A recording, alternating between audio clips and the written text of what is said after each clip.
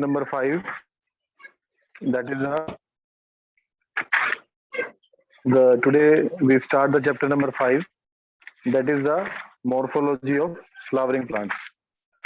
Because the meaning of morphology is the external features.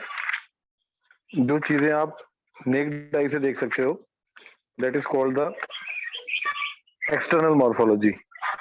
You know that every living organism has a fixed form, and it is because of this reason we are able to distinguish most of them just due to their external structure. And that external structure is called morphology. And when we study the internal structure, it is called the anatomy. So the study of external or external morphology or external appearance of higher plants is necessary in order to describe the plants in an accurate fashion. So in this, you know that all flowering plants they come under the angiosperm, and there are about 300,000 species of flowering plants on Earth. And morphology, along with anatomy, that constitute the base of studying pattern of this life form. And there are very minute plants like Wolffia. They are the smallest angiosperm, and there are one tallest like eucalyptus. So first we studied about the flower. That In the flowering plant, the first we study about the root. So you can see that various parts of the angiospermic plants they are studied from the small plant to the like the big plant. So these parts they are having root, stem, leaves, flower, fruit, and seed. You can see the structure. So basically, uh, the parts of plants mainly concerned with the nutrition and growth. They are called vegetative parts like root, stem, and leaf, and the reproductive part is flower, which is essentially concerned with the sexual reproduction of a plant. A typical angiospermic plant is divided into two main parts. One is root system, and another is shoot system. You can see the root is just underground part of the plant, and shoot is above the soil. The root system, the root and its branches together constitute the root system. The root system is typically underground and consists of main root and its branches. The root formed directly from the radicle is called taproot. You know, there are in the dicot embryo, there are the plumule and radicle. Plumule will form the future shoot, and radicle will form the future shoot. Radicle will form the future shoot, future root, or plumule will form the future shoot. So the root formed directly from the radicle is called taproot. Here you can see there is a taproot. The taproot along with its branches form the taproot system, and there is a main thick root called primary root. You can see here, this is a main root or taproot. It bears many lateral branches or secondary roots, and the branches of secondary roots are called tertiary roots, and the fine ending of the branches of a roots are called rootlets. And root is the underground. Roots show the positive geotropism, and it is a non-green part of the plant.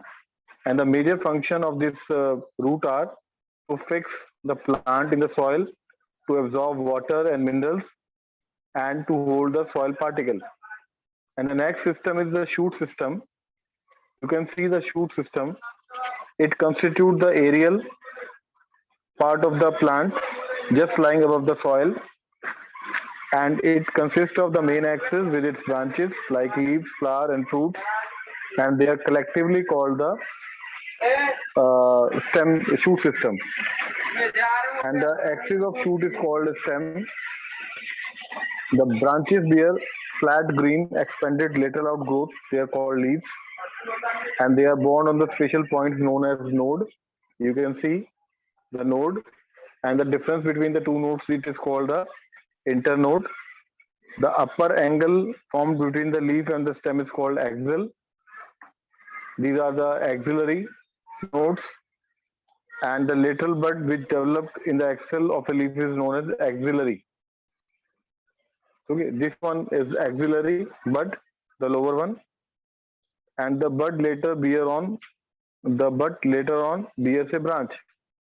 The stem along with the branches and leaves form the shoot, and it shows positive phototropism and negative geotropism. And you remember the root shows negative phototropism and positive geotropism. So at the tip of the stem, they lie a terminal or apical bud, and it is responsible for the increasing the length of the stem. The chief function of the stem, they are to hold the leaf and flower and fruits, to expose the leaves to sunlight, to expose the fruits and seeds for proper dispersal, to conduct the water and minerals from root to leaves, and to transport the food from leaves to all the part of plants. Okay, so that is two things, that is our root system and the shoot system. And now there are the different type of root, like you can see one is sap root, other is fibrous root.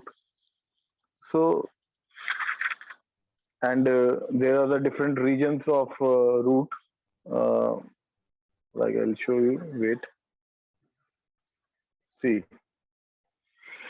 these are the different regions of typical root. The You can see that first the outer one, the it is root cap.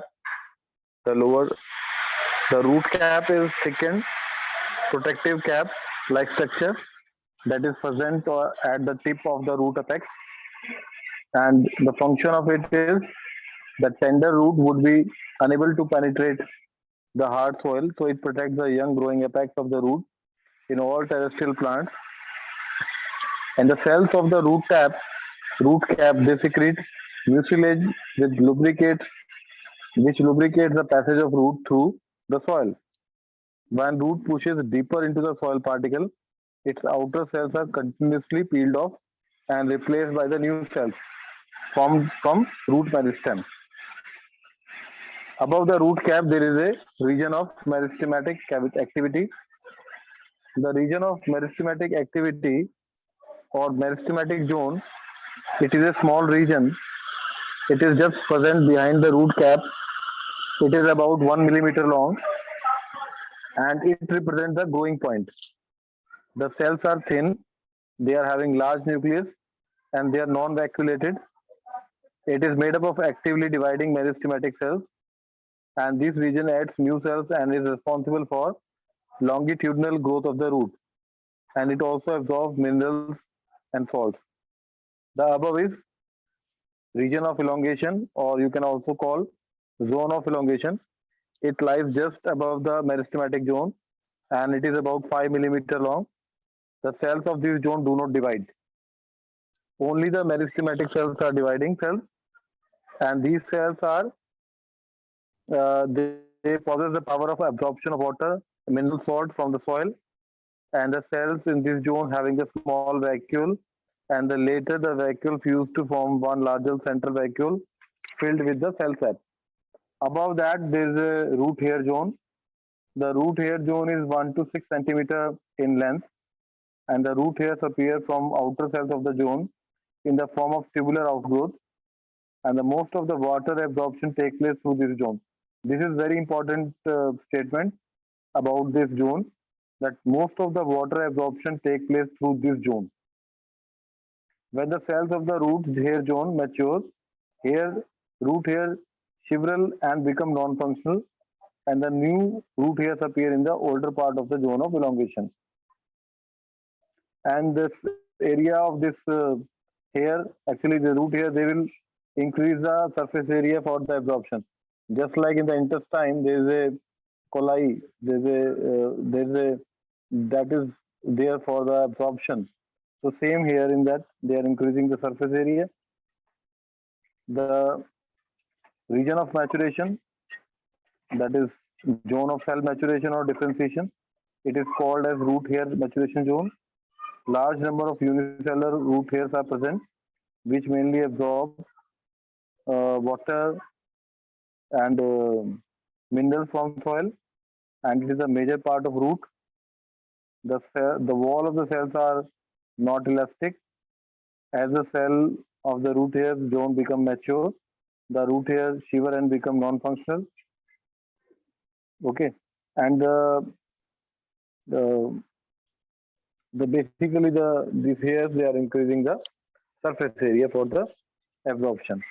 Now there are two different kind of leaves. You can see uh, roots. One is taproot, another is fibrous, and third is adventitious. You can see the taproot system.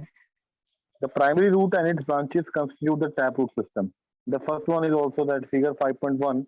It's also taproot. In this, the root which appears from radical of the embryo of seed is called taproot. First formed root is known as primary root. Its branches of first order form the secondary root. Then again its branches form the tertiary root, and then again rootlets. And this type of succession is called, arrangement is called acropetal succession. The primary root, which is the thickest at the base and tapering towards the apex, along with its branches, form the taproot system. And the taproots of the perennial plants generally grow deep into soil and deep feeders. Okay, तो जो plants होते हैं, जो mainly it is in the dicots, woody plants में, क्योंकि ये बहुत नीचे तक जाती हैं जड़ें, and they are helping the plants to get water, and they are giving more grasping power. Second, you can see the adventitious root system. You can see adventitious root, those roots which are produced from any other part of the plant except the radicle. They are called the adventitious root, and various type of adventitious root differ in shape and function.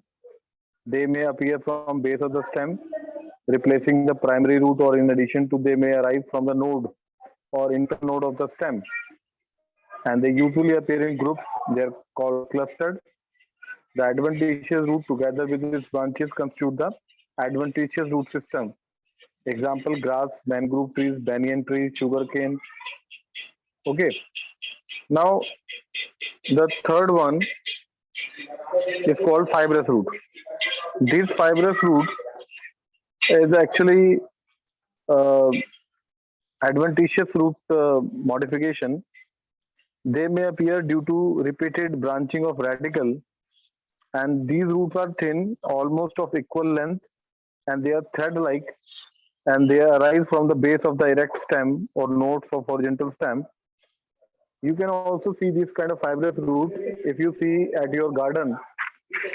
अगर कोई वहां पे कोई घास वगैरह कुछ उग रहा हो, तो उसको आप उखाड़ के देखोगे, जैसे वीट वगैरह है या कोई ग्रास है, कोई मोनोकोट है, so you can see this kind of fibrous root. You can easily pluck this kind of plants because they are not very deep, and they are not go deep into the soil. They behave as a surface feeders. They appear in clusters, and they perform the function of fixation and absorption. So wheat, grass, and maize, these are the examples of fibrous roots. You can see at your home also these kind of things. Tap root तो generally बड़े plants में, heavy plants में मिलेगी आपको tap root. Fibrous मैंने बताया, उसके बाद आपको मैंने एडवेंटिशियस रूट के बारे में बताया. We have also discussed the region of root tip. Then, modification of root. There are very modification, the roots are modified. Normal tap roots, they undergo modification in order to perform additional function like storage of food. Storage of food is not a function of roots, but sometimes they are modified, like for respiration, for perennation, for vegetative propagation, sometimes for like help, for encourage. So the first example that we first study, it is in the storage of food. You can see the modification of root, as you can see in the first case, for the storage. Here the roots are modified for the storage of food. Food is stored in the primary root, and it gets fallen. Sometimes uh, stem in these cases is present in the form of reduced narrow green disc, and the leaves appear on the reduced stem. They are called radical leaves. They can be of conical, fusiform, or nappy form. These are the different example. Like conical, the example is carrot. Okay, the fleshy basal part of the conical root is derived from hypocotyle. Fusiform, the example is radical.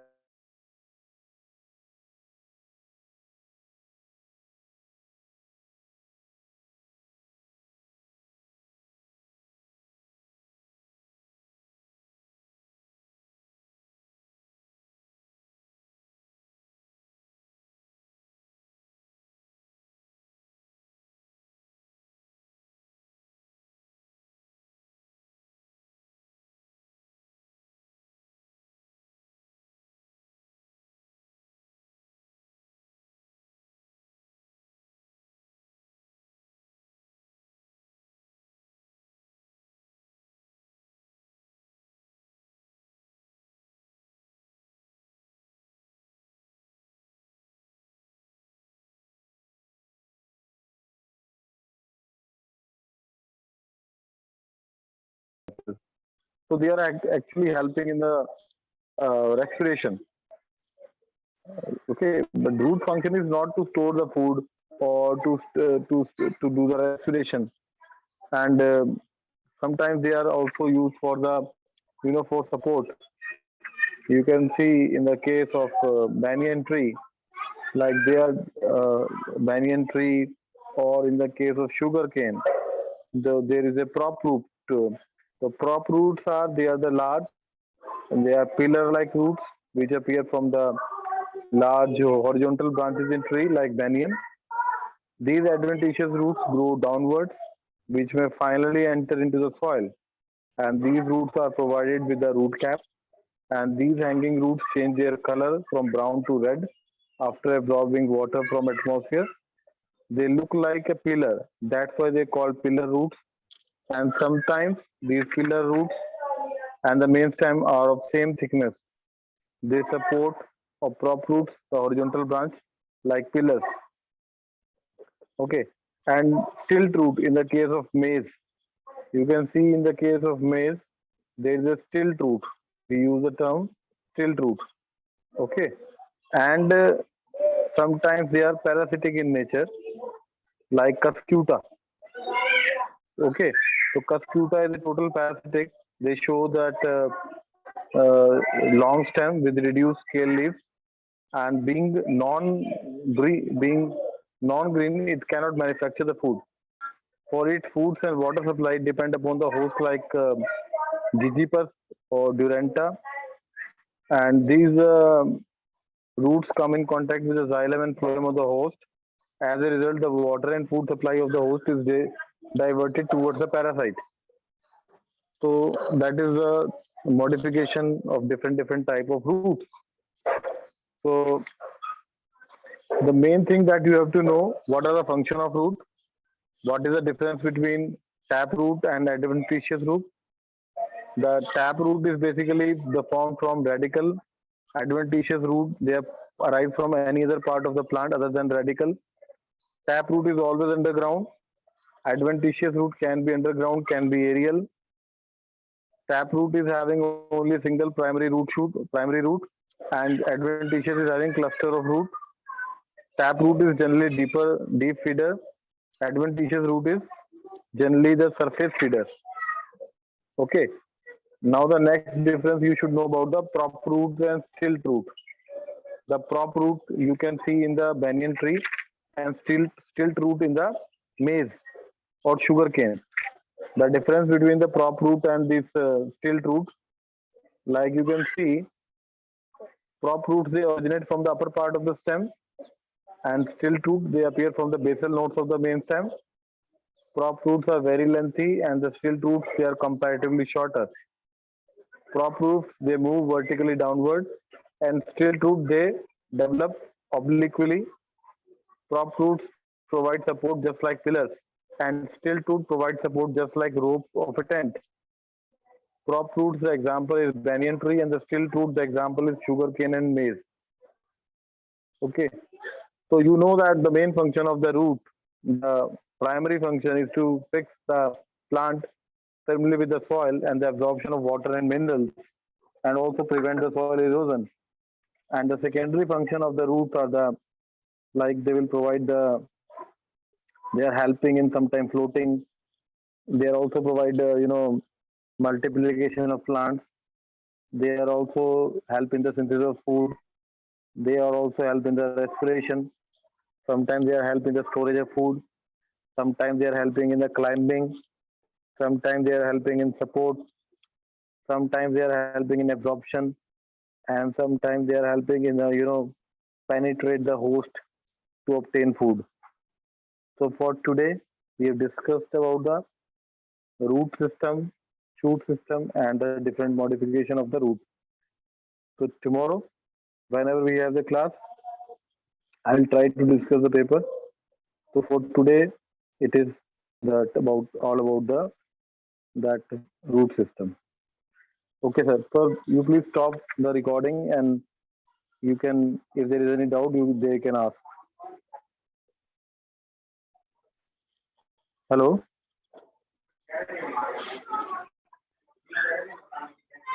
Hello.